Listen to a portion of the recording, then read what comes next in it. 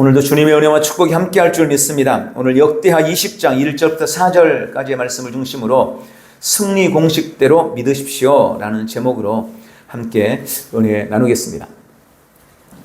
오늘 함께 읽은 본문은 남유다의 여호사밧 왕에 대한 이야기입니다. 여호사밧이라는 왕은 남유다의 네 번째 왕입니다. 이스라엘이 원래 하나였죠. 첫 왕이 사울 왕이었습니다. 두 번째 왕은 다윗 왕이었습니다. 세 번째 왕이 솔로몬 왕입니다. 그때까지는 이스라엘이 온전히 하나였습니다. 그런데 솔로몬의 아들 때 나라가 두 개로 나뉘게 됩니다. 그리고 10지파가 북이스라엘을 이루었고 두 지파가 남유다를 이루어서 두 나라가 서로 적대 관계에 있게 되어집니다. 그런데 오늘 이 여호사밧 왕은 남유다, 나뉜 다음에 남유다의 네 번째 왕이라는 것입니다. 성경에 보면 남유다든 북이스라엘이든 이 왕들의 계보를 쭉 기록을 하면서 그 중에 많은 왕들이 하나님 앞에서 악을 행했다고 말씀하고 있습니다. 선정을 베풀었던 왕은 그렇게 많지 않다는 것을 우리는 성경을 통해서 발견할 수가 있습니다. 그런데 이 여호사밧 왕은 하나님의 뜻을 구하고 계명에 순종했던 선정을 베풀었던 왕 중에 한 사람이었습니다. 그는 당시 유다에 만연했던 아세라 목상과 산당들을 제거했고 종교를 개혁해 갔습니다. 특별히 그는 하나님의 뜻을 따르기 위해서 레위 사람 그리고 제사장들과 지도자들을 세워서 각 지방을 순회하면서 그들에게 하나님의 말씀을 가르치고 또 재판을 공정하게 할 수 있도록 선정을 베풀었어요. 그러니까 왕이 그냥 왕궁에서 다스린 것이 아니고 사람들을 세워서 교육을 시키고 그들을 각 지역에 파견을 해서 온 나라 사람들이 다 하나님의 말씀을 듣고 알고 순종하고 공정한 재판을 받을 수 있도록 선정을 베풀었다는 것입니다. 하나님은 그와 함께 하셨고 그에게 복을 주셔서 나라는 점점 더 강성해져 갔습니다. 그러나 그의 훌륭했던 종교개혁과 신앙이 빛이 바래고 역사의 오점으로 남게 되는 그의 치명적인 약점이 하나가 있었습니다. 저는 오늘 본격적으로 오늘 주제에 대해서 말씀을 드리기 전에 이 유다의 여호사밧 왕을 통해 하나님께서 우리에게 주시는 또 다른 교훈 하나를 먼저 말씀드리려고 합니다. 남유다의 몇 안 되는 선왕으로 기억되는 여호사밧의 업적에 있어서 그의 업적을 갉아먹던 치명적인 약점, 그것은 바로 잘못된 만남이었습니다. 여호사밧과 북이스라엘의 아합 왕 그리고 아합의 아들 아하시아와의 잘못된 만남, 이 잘못된 만남이 여호사밧 왕의 치명적인 약점이었다는 것을 우리는 말씀을 통해 발견하게 됩니다. 본문에 등장하는 여호사밧은 아까 말씀드린 것처럼 남유다의 왕이었고 그가 친하게 지냈던 아합 왕은 그리고 아합 왕의 아들 아하시아는 북이스라엘의 왕이었습니다. 그러니까 서로 적대 관계에 있었던 왕이었는데 엄밀히 따지면 적이었는데 그런데 그들이 혼인 관계를 맺고 서로 연합하게 되었다는 것입니다. 그리고 성경에 보면 역대하 17장 3절부터 6절에 보면 여호와께서 여호사밧과 함께 하셨으니 이는 그가 그의 조상 다윗의 처음 길로 행하여 바알들에게 구하지 아니하고 오직 그의 아버지의 하나님께 구하며 그의 계명을 행하고 이스라엘의 행위를 따르지 아니하였습니다. 그러므로 여호와께서 나라를 그의 손에서 견고하게 하시매 유다 무리가 여호사밧에게 예물을 드렸으므로 그가 부귀와 영광을 크게 떨쳤더라. 그가 전심으로 여호와의 길을 걸어라고 기록하고 있습니다. 이 말씀에 보면 하나님께서 여호사밧에 대해서 그렇게 평가하는 겁니다. 그는 하나님과 함께하는 자였고 그는 전심으로 여호와의 길을 걸었던 사람이다 라고 그에 대해서 평가하고 있는 것입니다. 그에 비해서 아합 왕은 열왕기상 16장 30절에 보니까 오므리 아들 아합이 그의 이전 모든 사람보다 여호와 보시기에 악을 더욱 행하여 느밧의 아들 여로보암의 죄를 따라 행하는 것을 가볍게 여기며 시돈 사람의 왕 옛바알의 딸 이세벨을 아내로 삼고 가서 바알을 섬겨 예배하고 그는 그 이전에 이스라엘의 모든 왕보다 심히 이스라엘 하나님 여호와를 노하게 하였더라 라고 기록합니다. 아합은 그의 이전의 모든 사람보다 여호와 보시기에 더욱 악을 행했던 악행을 저지르는 악한 자였습니다. 그런데 역대하 18장에 보니까 여호사밧이 바로 그 악한 아합 가문과 혼인함으로 인척 관계를 맺습니다. 그리고 그들과 동맹을 맺고 그 동맹을 통해서 외세 침입을 막아보려고 꾀했던 것입니다. 그런데 얼마 후 아람이 쳐들어왔을 때 아합과 동맹을 맺고 아합 왕과 함께 전쟁에 함께 참여했던 여호사밧은 크게 패배하게 됩니다.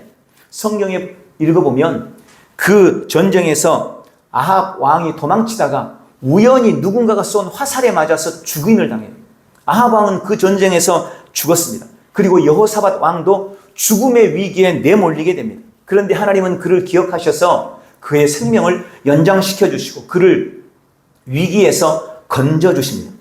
하나님의 은혜로 겨우 목숨을 건지게 된 여호사밧 왕이 19장에 오면 그는 전쟁에서 건져주신 하나님의 은혜로 인해서 평안하게 예루살렘으로 돌아갔다라고 기록하고 있습니다. 그런데 그것이 끝이 아니었습니다. 역대하 19장 2절에 보니까 그가 예루살렘 성으로 돌아왔을 때 하나님의 선견자였던 예후가 그를 호되게 꾸짖습니다.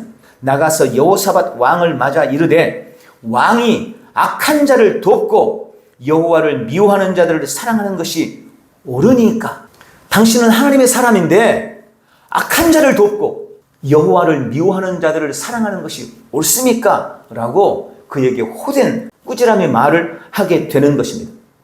여호사밧은 예후의 이 말에 정신을 차리고 북이스라엘과의 관계를 끊습니다.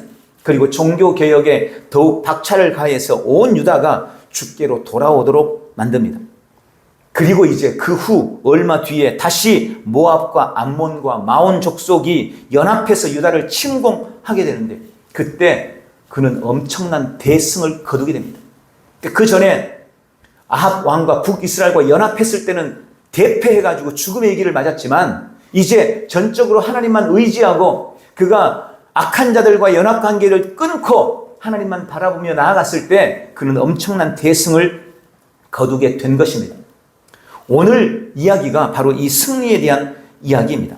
그런데 그 후에 이렇게 전쟁에서 이긴 후에 얼마 되지 않아서 여호사밧은 또 똑같은 실수를 저지르게 됩니다. 전쟁에서 대승하고 돌아온 여호사밧은 이번에는 아합의 아들, 아합은 전쟁터에서 죽었잖아요. 그런데 그 아합의 아들이 왕이 됐어요. 그 사람이 아하시아입니다. 이 아하시아와 다시 연합하게 되는 겁니다. 아합의 아들 아하시아에 대해서도 역대하 20장 35절에 보면 아하시아는 심히 악을 행하는 자였다라고 분명하게 기록하고 있습니다. 그런데 여호사밧이 역대하 20장 35절 36절에 보니까 그 악한 자와 교제했고 그와 다시 연합했다는 것입니다. 여호사밧은 이번에는 아합의 아들 아하시아와 연합을 통해서 큰 부를 얻고자 했습니다. 그래서 그와 함께 무역 산단을 꾸리게 됩니다. 다른 말로 말하면 배를 만드는 건조 사업을 시작했다는 것입니다. 그리고 그것으로 무역하려고 했어요. 우리나라 치면 옛날 신라 때 해상왕 장보고 있잖아요. 장보고를 꿈꿨던 겁니다.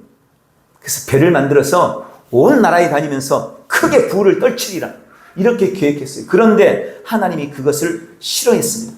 그가 다시 악한 자와 연합하는 것을 싫어했습니다. 그래서 엘리에셀이라는 예언자를 그에게 보내서 다시 그를 책망합니다. 그리고 하나님께서 친히 그가 만들었던 모든 배를 한순간에 파쇄시켜 버리십니다. 그로 인해 남유다에 엄청난 국가적인 손실이 임하게 되어집니다. 여호사밧 왕은 하나님께 주신 은혜로 막강한 군사력과 국가 부흥의 기회를 잡았지만 그것을 악한 아합의 집과 연합해서 그들과 함께 나누려고 하다가 그로 인해 엄청난 큰 실패와 패배와 낭패를 당하게 되었던 것입니다.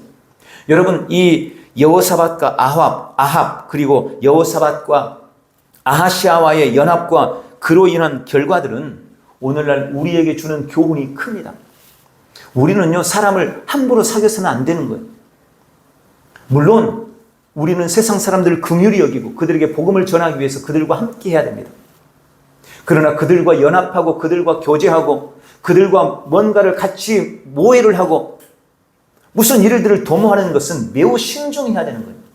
주님은 우리가 악한 자들과 도모하는 것을 결코 기뻐하지 않는다는 것을 믿으시기 바랍니다. 그래서 모든 만남에 주의를 기울여야 돼요. 특히 우리 청년들은 오늘 이 메시지를 중요하게 여겨야 합니다. 앞으로 사람을 만나서 교제하고 결혼하려고 하고 가정을 꾸리려고 하는 이 모든 일에 오늘 이 메시지가 여러분에게 반드시 경계가 되기를 주님의 이름으로 축원합니다. 자, 이제 오늘 본문으로 돌아옵니다. 아합 왕과의 연합으로 전쟁에서 패배한 후 여호사밧은 하나님께 회개하고 남유다의 부흥을 꾀하게 됩니다. 그러던 어느 날 남유다를 둘러싼 아람 국가 모압과 암몬과 마온이 세 나라가 연합해서 남유다를 침략해 왔습니다. 갑작스러운 적들의 침략에 온 나라와 백성들은 공포와 불안함에 휩싸이게 되었습니다. 이제 여호사밧은 이스라엘과 북이스라엘과 연합도 하지 못합니다. 동맹도 아닌 관계입니다. 그러니 그는 하나님만 바라볼 수밖에 없었고 하나님께서는 주님만 의지하고 그만 의지했던 이 여호사밧을 긍휼히 여기셨고 절체절명의 국가 위기에서 승리를 거두게 해 주시는 겁니다. 그리고 하나님은 그에게 태평과 평강을 주셨다고 성경은 기록하고 있습니다. 저는 이 여호사밧이 전쟁에서 승리하고 하나님이 주신 평강을 누릴 수 있었던 이유를 성경을 통해서 몇 가지로 묵상을 했습니다. 그리고 그것이 우리가 우리의 힘으로 우리의 능력으로 절대 감당할 수 없는 적들을 이겨내고 문제 환경을 이겨내는 그런 문제 상황 속에서 승리하는 영적인 원리가 된다는 것을 깨달았습니다. 저는 오늘 그것을 승리 공식이라고 이름을 붙이고 함께 그 말씀을 나누려고 하는 것입니다. 오늘 우리 온 성도들이 이 여호사밧이 승리했던 승리의 비결, 이 승리의 공식을 마음속에 새기고 범사의 승리를 누리게 되시기를 주님의 이름으로 축원합니다.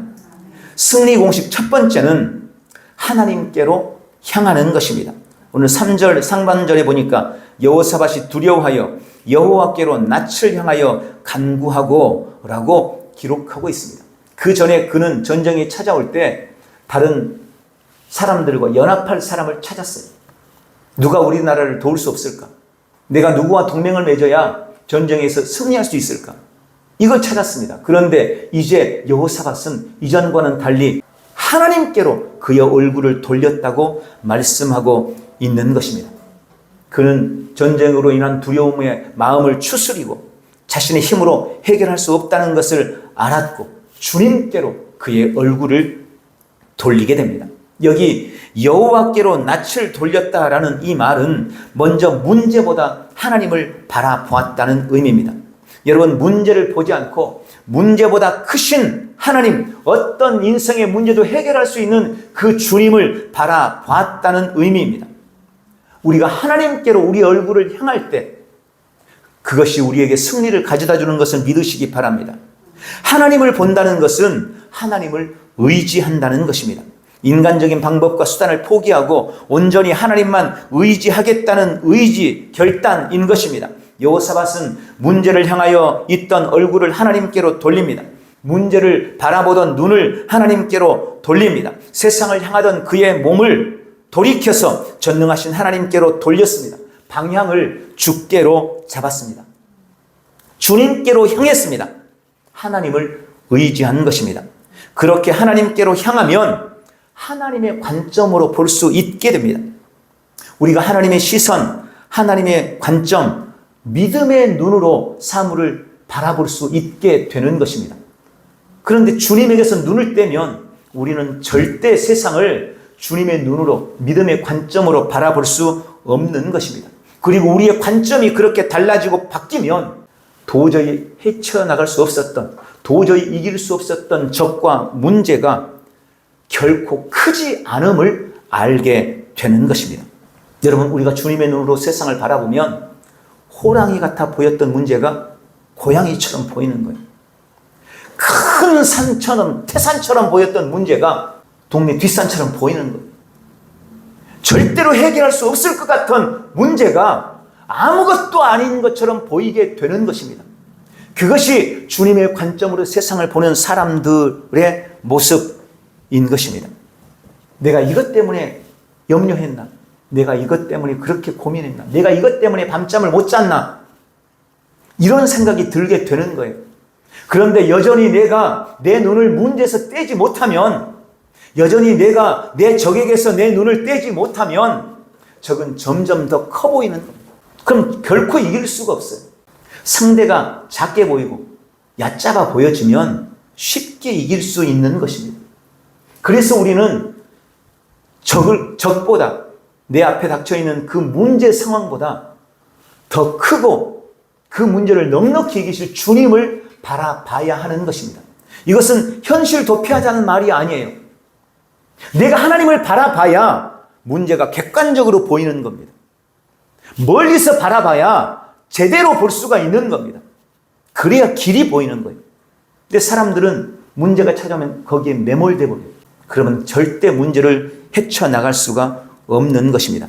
그러므로 삶의 방향을 잘 설정하고 시선을 바르게 두십시오. 방향이 결정되면 삶이 달라지는 것입니다. 내 시선이 명확하고 바라보는 것이 분명하면 흔들리지 않고 그 길을 걸을 수가 있게 되는 것입니다. 하나님을 등지고 있던 우리의 인생의 방향을 하나님께로 향하고 주님께 시선을 둠으로 승리하는 복된 지체들 되시기를 축원합니다. 두 번째는 바로 간절함입니다. 3절에 온 유다 백성에게 금식하라 공포했다라고 기록합니다. 그는 자신뿐 아니라 온 백성에게 금식을 선포합니다. 요즘에는 금식하자고 하면 사람들이 그렇게 생각해요. 잘 됐네. 마침 다이어트도 필요한데 이참에 다이어트도 좀 하지 뭐. 이게 다이어트인지 금식인지 구분하지 못한 간헐적 단식, 뭐 이걸 자기들이 금식이라고 해서 착각하지 마세요. 그거 절대 금식 아닙니다. 요즘에는 금식을 그렇게 생각하지만 예전에는요, 금식은 생명을 거는 거예요. 여러분, 요즘에는 먹을 게 너무 흔해요. 요즘에 좀 살 좀 빼보려고 생각하면 아니 먹을 게 너무 많아요. 안 먹으면 썩을까봐 할 수 없이 먹어야 돼. 이런 시대를 지금 우리가 살고 있어요. 그런데 이 당시에 금식은요, 죽고 사는 문제예요. 하루 두 끼도 제대로 못하던 때입니다. 그런데 내가 금식하는 거예요. 생명을 주 앞에 맡기는 겁니다. 이런 마음으로 온 이스라엘이, 온 유대가 금식하게 되었다는 것입니다.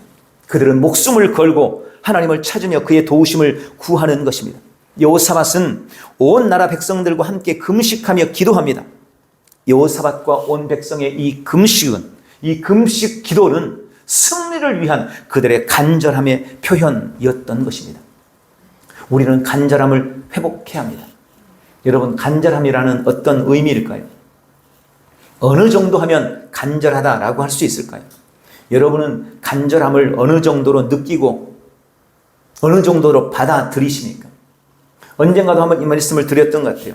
2011년 중앙일보 9월 24일자 신문에 났던 기사를 제가 한번 소개해 드리려고 합니다. 2011년 3월 11일에 일본 동북부에 지진과 쓰나미가 일어났습니다. 엄청난 재앙이 일어났습니다. 특히 오카와 초등학교는 그 전교생이 108명이었는데 그 중에 70명이 이 쓰나미와 지진으로 인해서 목숨을 잃었습니다.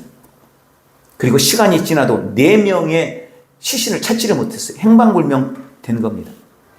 그 중에 한 소녀가 12살이었던 히라스카 고하루 양이었습니다. 그녀의 어머니의 이름은 나오미입니다. 참, 성경에 나오미가 있는데 일본 여인 이름이 나오미였어요. 이 나오미는 폐허가 된 그 쓰나미, 지진이 휩쓸고 간 그 지역을 돌아다니면서 자기 딸의 시신을 찾기 위해 미친 듯이 온 폐허가 된 땅을 뒤지기 시작했습니다.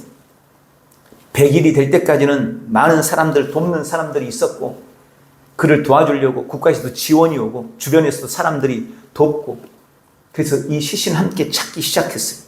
그런데 100일이 지나고 나자 점점 도와주던 사람들도 떠났고, 관심도 없어졌고, 가망성도 희망도 사라져 갔습니다. 그때까지 미친 듯이 딸을 찾기 위해 몸부림치던 나오미는 이제 생각을 다르게 합니다. 그녀는 새로운 결심을 하고 바로 중장비 학원을 찾아갔습니다. 그리고 굴찾기 자격증을 따기 위해 접수하고 맹렬하게 연습합니다. 그리고 며칠 만에 이 굴삭기 자격증을 따게 된 거예요. 그리고 그는 관공서에 찾아가서 굴삭기를 빌립니다. 그리고 모든 사람들이 포기하고 떠나버린 그곳에 굴삭기를 몰고 가서 학교 주변의 땅을 샅샅이 뒤지기 시작했습니다. 그리고 8월 9일 수개월이 지나서 완전히 손상되어 버린 시신 한 구를 드디어 찾아내게 됩니다. 그녀는 그 시신이 자신의 딸의 시신이라는 것을 직감합니다. 그리고 이제 과학소에 그것을 맡기게 되죠. DNA 검사를 하게 됩니다. 9월 22일 DNA 감식 결과 그 시신이 자기 딸 고하루라는 것이 밝혀집니다. 3월 11일 쓰나미와 지진이 일어나서 딸이 실종된 이후 그 딸을 찾기 위한 사투가 시작되고 9월 22일 자신의 딸이라는 사실이 밝혀질 때까지 그 6개월 동안 이 나오미의 딸을 찾기 위한 엄청난 사투가 있었습니다. 이것을 주변과 당시 사회에서 보게 돼요. 그리고 그것이 이슈가 되고 기사화되었습니다. 그 사건이 그래서 우리나라 신문에까지 실리게 된 것입니다. 사진까지 있었어요. 제가 처음에 아마 보여드릴 때 사진도 보여드렸던 것 같아요. 여러분, 저는 이 이야기를 들으면서 이 기사를 접하면서 이게 바로 간절함이구나 라고 생각했습니다. 자신이 목표한 것에 모든 힘을 집중하고 처절하게 투쟁하는 것, 자신의 모든 것을 쏟아붓는 것, 여러분 그것을 간절함이라고 하는 것입니다. 되면 좋고 안 되면 말고, 여러분 그건 간절하지 않은 거예요. 우리에게 이런 간절함이 필요합니다. 오늘 어떤 마음으로 여러분은 주님 앞에 나왔습니까? 얼마나 간절합니까? 예배에 대한 간절함이 있습니까? 주님, 오늘 주님이 나를 만나주시지 않으면 안 됩니다. 주님이 오늘 말씀하시지 않으면 안 됩니다. 주님을 만나지 않으면 나는 살 수 없습니다.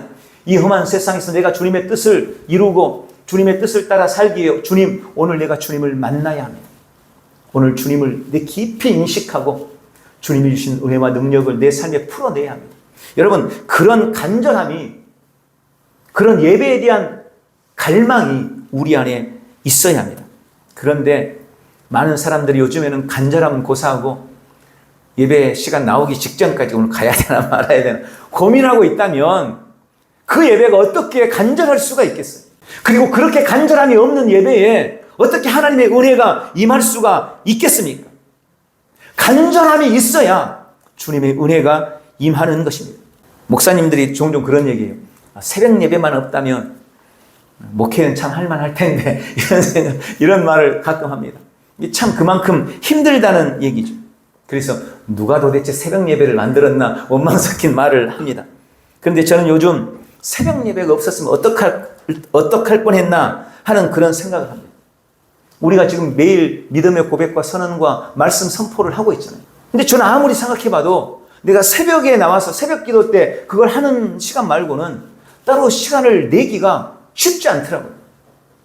여러분들은 그러지 않아도 아주 시간을 잘 내서 매일 할 수 있으니까 안 하는지 모르겠는데, 우리에게 말씀에 대한 사모함, 믿음의 고백과 말씀 선포에 대한 사모함이 있어야 돼요. 여러분, 우리가 반드시 그것에서 영광을 봐야 합니다. 역사를 봐야 합니다.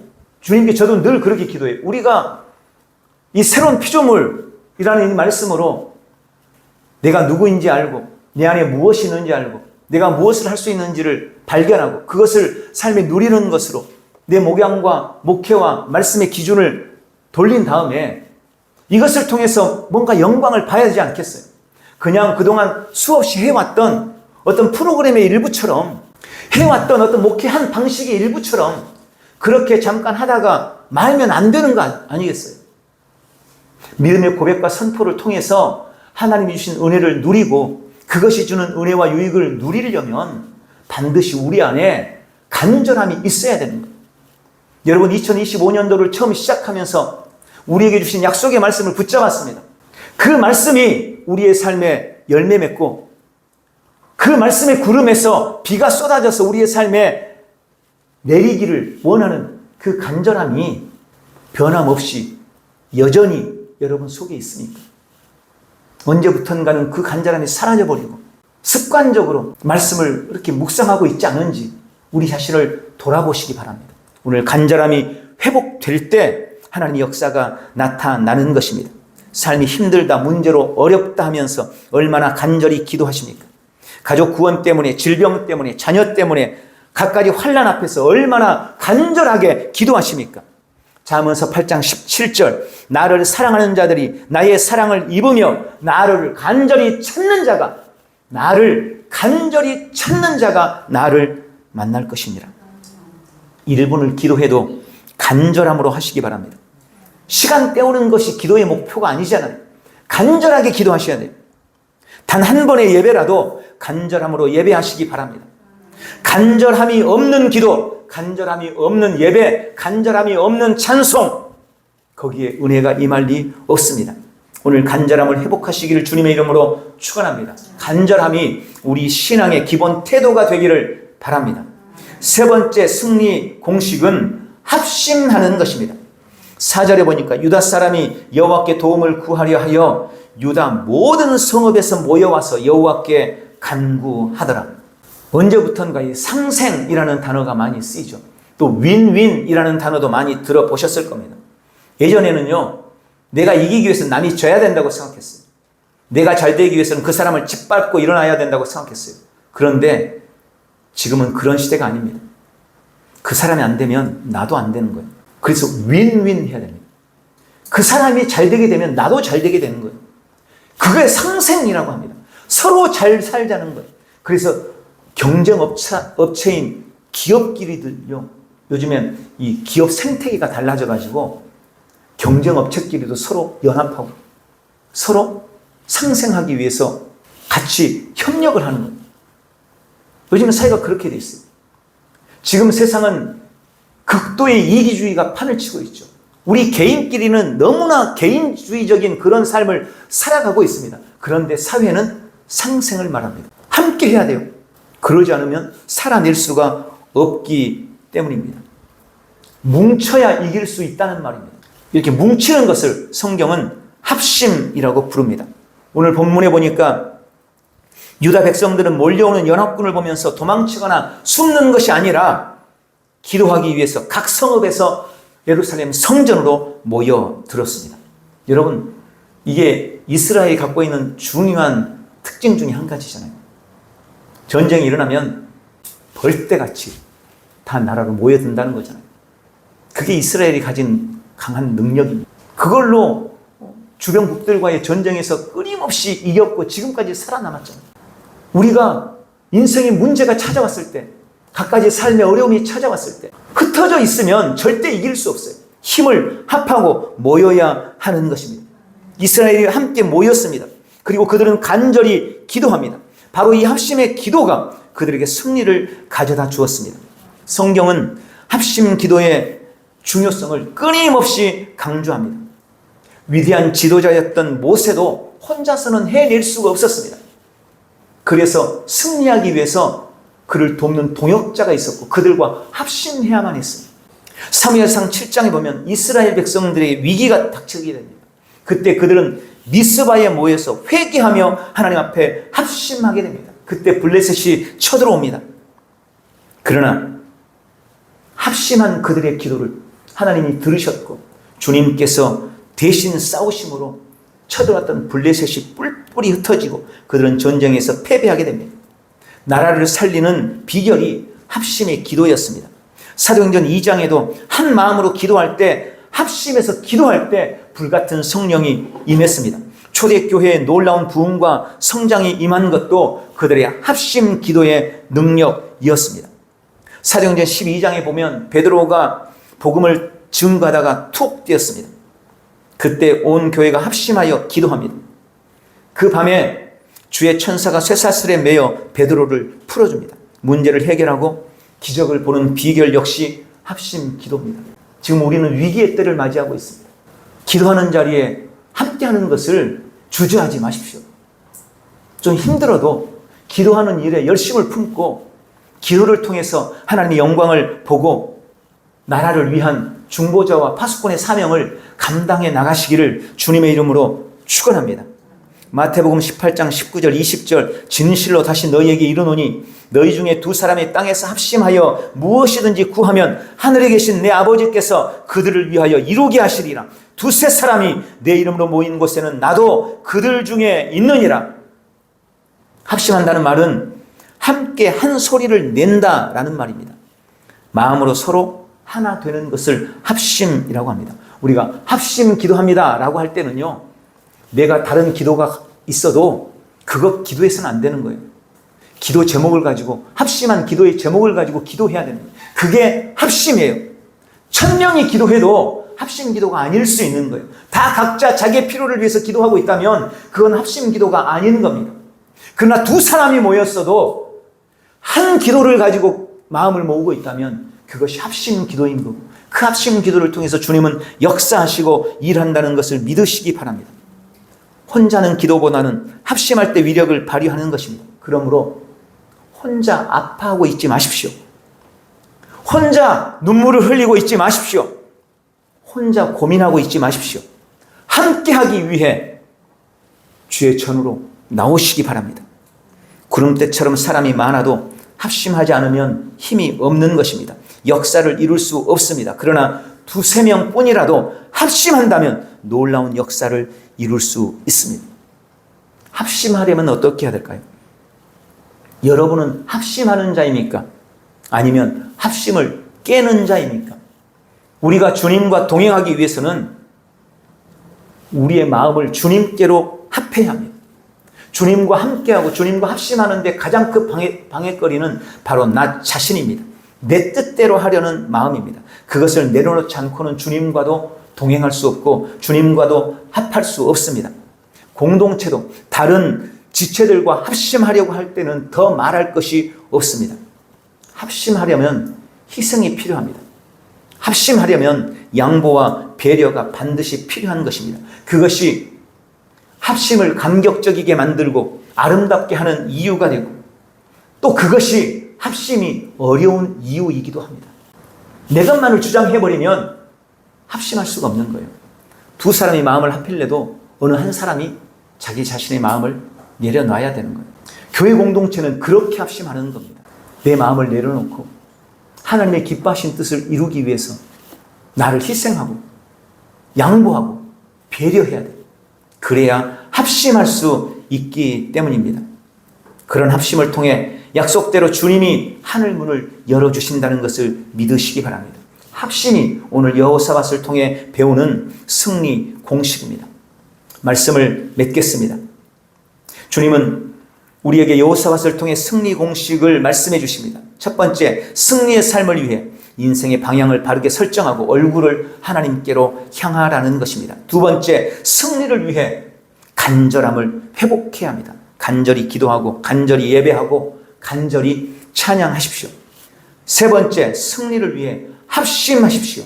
공동체와 합심하고 함께하도록 보내주신 지체들과 합심하시기 바랍니다. 오늘 이 승리의 공식을 기억하고 승리 공식대로 믿으셔서 매사에 승리하는 복되고 귀한 지체들이 다 되시기를 예수님의 이름으로 축원합니다. 기도하겠습니다. 사랑하는 아버지, 나를 승리자로 불러주셔서 감사합니다. 삶에 찾아오는 갖가지 문제 앞에서 이 시간 주님께로 내 얼굴을 향합니다. 나는 문제보다 훨씬 크신 하나님을 믿으며 모든 것을 믿음의 관점, 하나님의 관점으로 보기로 결단합니다. 주님은 간절히 찾는 자를 만나주시는 분이시므로 나는 오늘 간절히 주님을 찾을 것입니다. 주님, 나는 혼자 울지 않을 것입니다. 나는 혼자 아파하지 않을 것입니다. 한 사람이면 패하지만 두 사람이면 능히 이기기 때문입니다. 오늘도 나는 승리의 공식대로 믿으며 모든 일에서 승리합니다. 예수님 이름으로 기도합니다. 아멘.